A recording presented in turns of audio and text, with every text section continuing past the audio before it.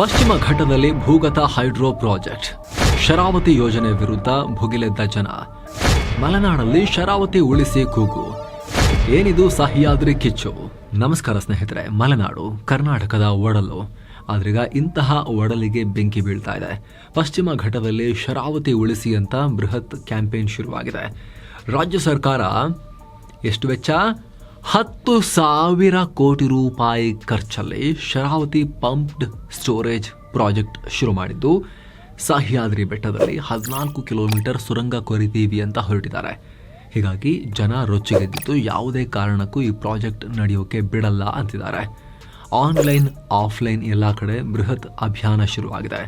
ಮುಖ್ಯಮಂತ್ರಿ, ಅರಣ್ಯ ಮಂತ್ರಿ ಸೇರಿದ ಹಾಗೆ ಖುದ್ದು ಸರ್ಕಾರವೇ ಮನವೊಲಿಸುವ ಪ್ರಯತ್ನ ಮಾಡಿದ್ರೂ ಕೇಳ್ತಿಲ್ಲ. ಉತ್ತರ ಕನ್ನಡ, ಶಿವಮೊಗ್ಗದ ಹಲವು ಸಂಘ ಸಂಸ್ಥೆಗಳು, ಮಠಗಳು ಕೂಡ ಹೋರಾಟಕ್ಕೆ ಕೈಜೋಡಿಸಿದ್ದಾರೆ.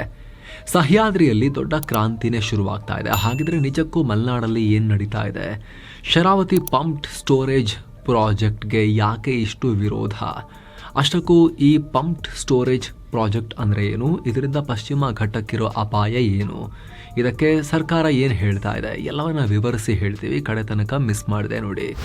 ಏನಿದು ಪಂಪ್ಡ್ ಸ್ಟೋರೇಜ್ ಯೋಜನೆ? ಸ್ನೇಹಿತರೆ, ಕರ್ನಾಟಕದ ಉಸಿರು, ಭಾರತದ ಅಮೆಜಾನ್ ಅಂತಲೇ ಕರೆಯಲ್ಪಡೋ ಪಶ್ಚಿಮ ಘಟ್ಟ ಶ್ರೇಣಿ ಕರ್ನಾಟಕದಲ್ಲೂ ಕೂಡ ಸಾಗುತ್ತಲ್ವಾ? ನೀವೀಗ ಮ್ಯಾಪ್ನಲ್ಲಿ ನೋಡ್ತಾ ಇದ್ದೀರಿ, ಇದೆಲ್ಲವೂ ಕೂಡ ಪಶ್ಚಿಮ ಘಟ್ಟ. ಈಗ ಇದರಲ್ಲಿ ಈ ಪರ್ಟಿಕ್ಯುಲರ್ ಸ್ಪಾಟ್ನಲ್ಲಿ ರಾಜ್ಯ ಸರ್ಕಾರ ಜಲವಿದ್ಯುತ್ ಯೋಜನೆ ಹಮ್ಮಿಕೊಂಡಿದೆ. ಉತ್ತರ ಕನ್ನಡ ಮತ್ತು ಶಿವಮೊಗ್ಗ ಜಿಲ್ಲೆಯಲ್ಲಿ 930 ಚದರ ಕಿಲೋಮೀಟರ್ ವ್ಯಾಪ್ತಿಯಲ್ಲಿ ಶರಾವತಿ ಸಿಂಗಳಿಕ ಅಭಯಾರಣ್ಯ ಇದೆ. ಈಗ ಇದೇ ಜಾಗದಲ್ಲಿ ಸರ್ಕಾರ ಪಂಪ್ಡ್ ಸ್ಟೋರೇಜ್ ಮಾಡೋಕೆ ಹೊರಟಿದೆ. ಅಂದಹಾಗೆ ಪಂಪ್ಡ್ ಸ್ಟೋರೇಜ್ ಅಂದರೆ ಬ್ಯಾಟ್ರಿ ಹಾಗೆ ಕೆಲಸ ಮಾಡೋ ಒಂದು ಹೈಡ್ರೋ ಎಲೆಕ್ಟ್ರಿಕ್ ಯೋಜನೆ. ಇದನ್ನು ಅರ್ಥ ಮಾಡ್ಕೋಬೇಕು ಅಂದರೆ ಚೂರು ನಾವು ರಿನ್ಯೂವಬಲ್ ಎನರ್ಜಿ ಅರ್ಜೆನ್ಸಿ ಬಗ್ಗೆ ತಿಳ್ಕೊಬೇಕಾಗುತ್ತೆ. ನಿಮಗೆ ಗೊತ್ತಿರೋ ಹಾಗೆ ನಾವೆಲ್ಲ ಪೆಟ್ರೋಲ್, ಡೀಸೆಲ್, ಕಲ್ಲಿದ್ದಲು ಬಿಟ್ಟು ಸೌರಶಕ್ತಿ, ಪವನ ಶಕ್ತಿ, ಜಲ ವಿದ್ಯುತ್ನಂತಹ ರಿನ್ಯೂವಬಲ್ ಎನರ್ಜಿ ಕಡೆಗೆ ಮುಖ ಮಾಡ್ತಾ ಇದ್ದೀವಿ. ಭಾರತ ಸದ್ಯ 43% ವಿದ್ಯುತ್ನ ಇಂತಹ ಮೂಲಗಳಿಂದ ಉತ್ಪಾದನೆ ಮಾಡ್ತಿದೆ. ಆದರೆ 2030 ಒಳಗೆ ಈ ಸಾಮರ್ಥ್ಯ 50% ರೀಚ್ ಆಗಬೇಕು. ಭಾರತ ಇದಕ್ಕೆ ಕಮಿಟ್ ಆಗಿದೆ. ಹೀಗಾಗಿ ಜಲ ವಿದ್ಯುತ್, ಸೋಲಾರ್ ಮೇಲೆ ಫೋಕಸ್ ಜಾಸ್ತಿ ಆಗ್ತಿದೆ. ಆದರೆ ಸಮಸ್ಯೆ ಏನು ಅಂದರೆ ನಮ್ಮ ವಿದ್ಯುತ್ ಬೇಡಿಕೆ ಪ್ಯಾಟ್ರನ್ಗೂ ಈ ರಿನ್ಯೂವಬಲ್ ಎನರ್ಜಿ ಉತ್ಪಾದನೆಯ ಪ್ಯಾಟ್ರನ್ಗೂ ಹೊಂದಿಕೆ ಆಗಲ್ಲ. ನಮಗೆ ಸಂಜೆ 4ರಿಂದ 7 ಗಂಟೆ ನಡುವೆ ಜಾಸ್ತಿ ಕರೆಂಟ್ ಬೇಕು. ಆದರೆ ರಿನ್ಯೂವಬಲ್ ಎನರ್ಜಿಯನ್ನು ಸದಾ ಕಾಲ ಜನರೇಟ್ ಮಾಡೋಕ್ಕಾಗಲ್ಲ. ಸೂರ್ಯ ತುಂಬ ಜೋರಿದ್ದಾಗ ಚೆನ್ನಾಗಿ ಉತ್ಪತ್ತಿ ಆಗುತ್ತೆ ಸೋಲಾರ್ ಎನರ್ಜಿ. ಗಾಳಿ ಇದ್ದಾಗ ಮಾತ್ರ ಪವನ ಶಕ್ತಿ. ಅದೇ ರೀತಿ ಡ್ಯಾಮ್ನಲ್ಲಿ ನೀರು ಇದ್ದಾಗ ಮಾತ್ರ ಜಲ ವಿದ್ಯುತ್ ಉತ್ಪಾದನೆ ಮಾಡೋದು. ನೀರನ್ನು ಬೀಳಿಸಿ, ತಿರುಗಿಸಿ, ಟರ್ಬೈನ್ ನಾವು ಉತ್ಪತ್ತಿ ಮಾಡೋದಲ್ವಾ? ನೀರು ಬಿದ್ದಿಲ್ಲ ಅಂದರೆ ಹೆಂಗೆ ತಿರುಗತ್ತೆ, ಹೆಂಗೆ ಉತ್ಪತ್ತಿ ಆಗುತ್ತೆ? ನೀರು ಇರಬೇಕಲ್ಲ. ಹೀಗಾಗಿ ಎಕ್ಸೆಸ್ ವಿದ್ಯುತ್ ಉತ್ಪಾದನೆಯಾದಾಗ ಅದನ್ನು ಬ್ಯಾಟ್ರಿಯಲ್ಲಿ ಸ್ಟೋರ್ ಮಾಡಿ ಇಟ್ಕೋಬೇಕು.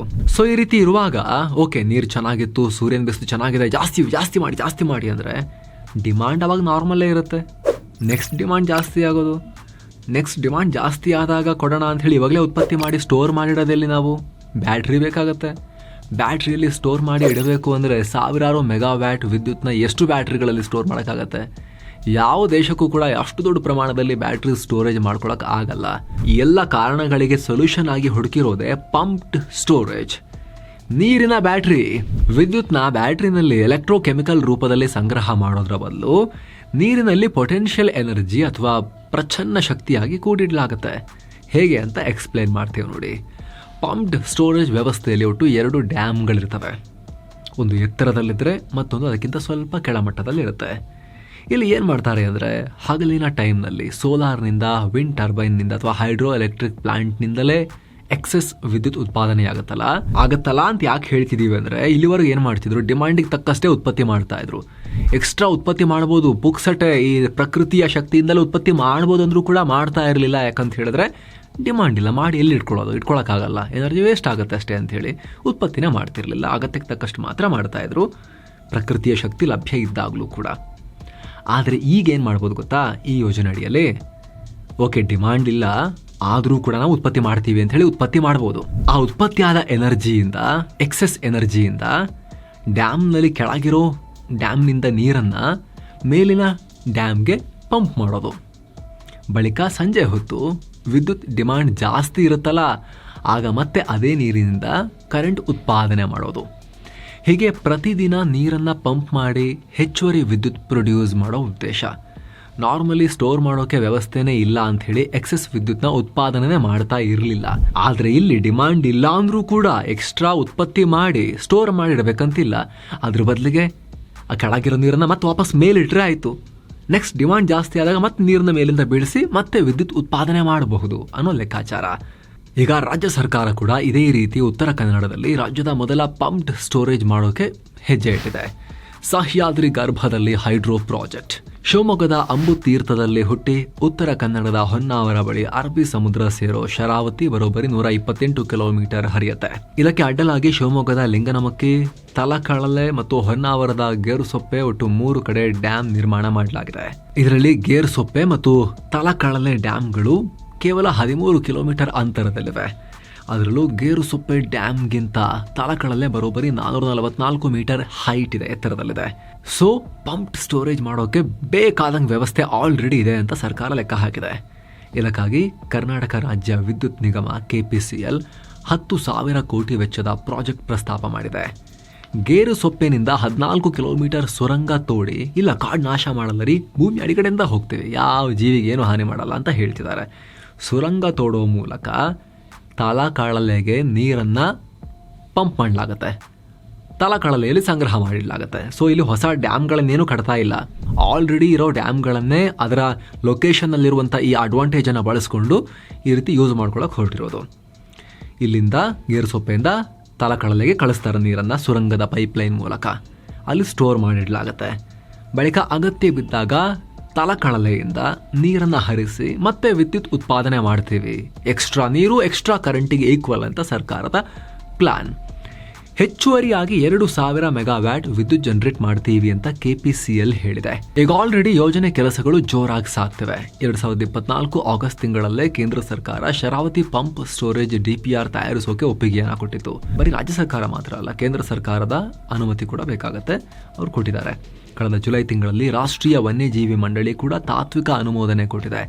ಈಗ ಖಾಸಗಿ ಕಂಪನಿಯೊಂದು ಆಲ್ರೆಡಿ DPRನ ರೆಡಿ ಮಾಡಿದೆ.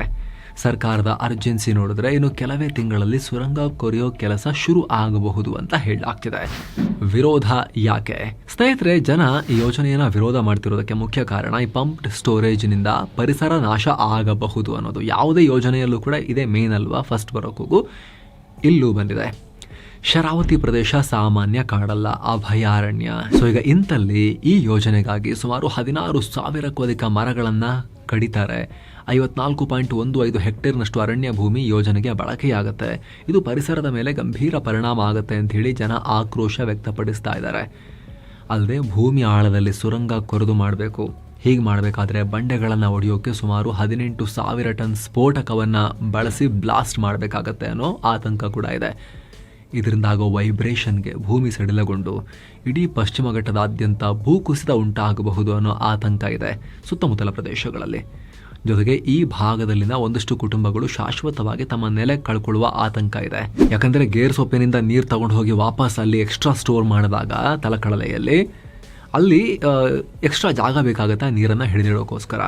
ಅಲ್ಲೇನಾಗುತ್ತೆ, ಒಂದಷ್ಟು ಸುತ್ತಮುತ್ತಲಿರುವಂಥ ಭೂಮಿ ಮತ್ತೆ ನೀರಿನ ಕೆಳಗೆ ಹೋಗುತ್ತೆ. ಬಟ್ ದೊಡ್ಡ ಪ್ರಮಾಣದಲ್ಲಿ ಆಗಲ್ಲ, ಸ್ವಲ್ಪ ಮಾತ್ರ ಆಗುತ್ತೆ. ಅವ್ರಿಗೆ ಪರಿಹಾರ ಕೊಡ್ತೀವಿ ಅಂತ ಸರ್ಕಾರ ಹೇಳಿದೆ, ಬಟ್ ಒಂದಷ್ಟು ಜನಕ್ಕೆ ಆತಂಕ ಇದೆ. ಜೊತೆಗೆ DPR ಡೀಟೇಲ್ ಪ್ರಾಜೆಕ್ಟ್ ರಿಪೋರ್ಟ್ನ ಪಬ್ಲಿಕ್ ಮಾಡದೇ ಇರೋದ್ರಿಂದ ಈ ಯೋಜನೆ ಬಗ್ಗೆ ಸರಿಯಾದ ಮಾಹಿತಿ ಸಿಗ್ತಿಲ್ಲ ಅಂತಲೂ ಜನ ಆಕ್ರೋಶ ವ್ಯಕ್ತಪಡಿಸ್ತಿದ್ದಾರೆ. ಹಾಗೆ ಇಲ್ಲಿ ಗಮನಿಸಬೇಕಾದ ಸಂಗತಿ ಅಂದರೆ ಗೇರುಸೊಪ್ಪದಿಂದ ತಲಕಳಲೆಗೆ ನೀರು ಹರಿಸೋಕೆ 2,500 ಮೆಗಾವ್ಯಾಟ್ ವಿದ್ಯುತ್ ಬೇಕಾಗುತ್ತೆ. ವಾಪಸ್ ಹರಿಸಿದಾಗ 2,000 ಮೆಗಾವ್ಯಾಟ್ ವಿದ್ಯುತ್ ಶಕ್ತಿ ತಯಾರಾಗುತ್ತೆ. ಹೀಗಾಗಿ ಈ ಪ್ರಾಜೆಕ್ಟ್ ಅರ್ಥನೇ ಇಲ್ಲ ಅಂತ ಕೆಲವರು ವಾದ ಮಾಡ್ತಿದ್ದಾರೆ. ಆದರೆ ಸ್ನೇಹಿತರೆ, ಈ 2,500 ಮೆಗಾವ್ಯಾಟ್ ಖರ್ಚಾಗುತ್ತೆ ಮತ್ತು 2,000 ಉತ್ಪತ್ತಿ ಮಾಡೋಕೆ ಅಷ್ಟೇ ಯಾಕೆ ಖರ್ಚು ಮಾಡಬೇಕು, ಇನ್ನೂ ಜಾಸ್ತಿ ಮೂರ್ಖತನ ಅಲ್ವಾ ಅಂತ ಅನಿಸ್ಬೋದು. ಅಷ್ಟು ಮೂರ್ಖ ಯಾರಿದ್ದಾರೆ ಅಂತ ನಿಮಗೆ ಅನಿಸುತ್ತಾ? ಹಂಗಲ್ಲ ಅದು. ಯಾಕಂದರೆ ಆ 2,500 ಮೆಗಾವ್ಯಾಟ್ ಖರ್ಚಾಗುತ್ತೆ ಅಂತ ಹೇಳ್ತಿದ್ರಲ್ಲ, ಅದನ್ನು ಉತ್ಪತ್ತಿನೇ ಮಾಡ್ತಿರ್ಲಿಲ್ಲ ಅಂತ. ಹಂಗೆ ನೋಡಿದ್ರೆ ಈಗ ಸೂರ್ಯನ ಶಕ್ತಿ ಸಿಕ್ಕಾಪಟ್ಟೆ ಮೆಗಾವ್ಯಾಟ್ಸ್ ಇದೆ. ಮೆಗಾವ್ಯಾಟ್ ಯಾಕೆ, ಗಿಗಾವ್ಯಾಟ್, ಟೆರಾವ್ಯಾಟ್ ಲೆಕ್ಕದಲ್ಲಿ ನಾವು ಆರಾಮಾಗಿ ಸೂರ್ಯನ ಬೆಳಕಲ್ಲಿ ಉತ್ಪತ್ತಿ ಮಾಡ್ಕೋಬೋದು. ಮಾಡ್ತಿದ್ದೀವ? ಇಲ್ಲ. ಸೇಮ್ ಇಲ್ಲೂ ಹಾಗೆ. ಮುಂಚೆ ನಾವು ಡಿಮಾಂಡ್ ಇದ್ದಷ್ಟೇ ಮಾಡ್ತಿದ್ವಿ. ನಾವು ಡಿಮಾಂಡ್ ಇಲ್ಲದೆ ಇರೋ ಟೈಮ್ನಲ್ಲಿ ನಾವು ಉತ್ಪತ್ತಿನೇ ಮಾಡ್ತಿರ್ಲಿಲ್ಲ. ಇವಾಗ ಏನು ಮಾಡ್ತೀವಿ, ಅಲ್ಲಿ ಡಿಮಾಂಡ್ ಇಲ್ಲ ಅಂದರೂ ಕೂಡ ನೀರನ್ನು ಹರಿಸಿ ಟರ್ಬೈನ್ ತಿರುಗಿಸಿ ಜಲ ವಿದ್ಯುತ್ ಉತ್ಪಾದನೆ ಮಾಡಿ ಆ ವಿದ್ಯುತ್ತಲ್ಲಿ ನೀರನ್ನು ಮೇಲಕ್ಕೆ ಹರಿಸಿ ತೊಗೊಂಡೋಗಿ ಇಡ್ತಾ ಇದ್ದೀವಿ. ನೆಕ್ಸ್ಟ್ ಅದನ್ನು ಇನ್ನೂ ಹೆಚ್ಚುವರಿ ವಿದ್ಯುತ್ ಉತ್ಪಾದನೆಗೆ ಆ ನೀರನ್ನು ಬಳಸ್ಕೊಳ್ತಾ ಇದ್ದೀವಿ. ಸೊ ಈ ಲಾಜಿಕ್ನ ಸೂಕ್ಷ್ಮವಾಗಿ ಅರ್ಥ ಮಾಡ್ಕೋಬೇಕು. ಪಶ್ಚಿಮ ಘಟ್ಟಕ್ಕೆ ಕುತ್ತು ನಮ್ಮ ದೇಶದಲ್ಲಿ ಅತಿ ಹೆಚ್ಚು ಜೀವ ವೈವಿಧ್ಯತೆ ಹೊಂದಿರೋ ಪ್ರದೇಶದಲ್ಲಿ ಪಶ್ಚಿಮ ಘಟ್ಟ ಕೂಡ ಒಂದು. ಇಲ್ಲಿ ಅಭಿವೃದ್ಧಿ ಹೆಸರಲ್ಲಿ ನಡೆದ ಕಾಮಗಾರಿಗಳಿಂದಾಗಿ ಪದೇ ಪದೇ ಭೂ ಕುಸಿತಗಳಾಗ್ತಾ ಇರ್ತವೆ. ಇನ್ನು ನಮ್ಮ ರಾಜ್ಯದಲ್ಲಿ ಅತಿ ಹೆಚ್ಚು ಅರಣ್ಯ ಪ್ರದೇಶವನ್ನು ಹೊಂದಿರೋ ಜಿಲ್ಲೆ ಅಂದರೆ ಅದು ಉತ್ತರ ಕನ್ನಡ. ಜಿಲ್ಲೆಯ ಭರ್ತಿ 70% ಪ್ರದೇಶ ದಟ್ಟ ಕಾಡುಗಳಿಂದ ಆವೃತವಾಗಿದೆ. ಈ ಹಸಿರಿಗೆ ಶರಾವತಿ ನದಿ ದೊಡ್ಡ ಕೊಡುಗೆಯನ್ನು ಕೊಟ್ಟಿದೆ. ಶರಾವತಿ ಕಣಿವೆ ಪ್ರದೇಶದಲ್ಲಿರುವುದು ಯಾವುದೋ ಚಿಕ್ಕ ಕುರುಚಲು ಕಾಡಲ್ಲ. ಸೂರ್ಯನ ಬೆಳಕು ನೆಲಕ್ಕೆ ತಾಗೋಕೆ ಕಷ್ಟಪಡುವಷ್ಟು ದಟ್ಟವಾದ ಕಾಡಿದೆ.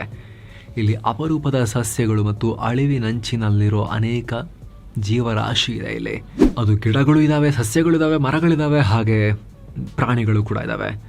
ಸಿಂಗಳಿಕ ಅಥವಾ ಸಿಂಹ ಬಾಲದ ಕೋತಿ, ಇಂಗ್ಲಿಷ್ನಲ್ಲಿ ಇದನ್ನು ಲಯನ್ ಟೇಲ್ಡ್ ಮಕಾಕ್ ಅಂತಲೂ ಕರೀತಾರೆ. ಇವುಗಳು ನಮ್ಮ ಪಶ್ಚಿಮ ಘಟ್ಟದಲ್ಲಿ ಮಾತ್ರ ಕಾಣೋಕೆ ಸಿಗ್ತವೆ. ಇವು ಕೇವಲ ಸುಮಾರು 2,500-3,000 ಇರಬಹುದು ಅಂತ ಅಂದಾಜಿಸಲಾಗಿದೆ. ಇದರಲ್ಲಿ ಸುಮಾರು 700ಕ್ಕೂ ಅಧಿಕ ಸಿಂಗಳಿಕಗಳು ಶರಾವತಿ ಕಣಿವೆಯಲ್ಲೇ ಇವೆ.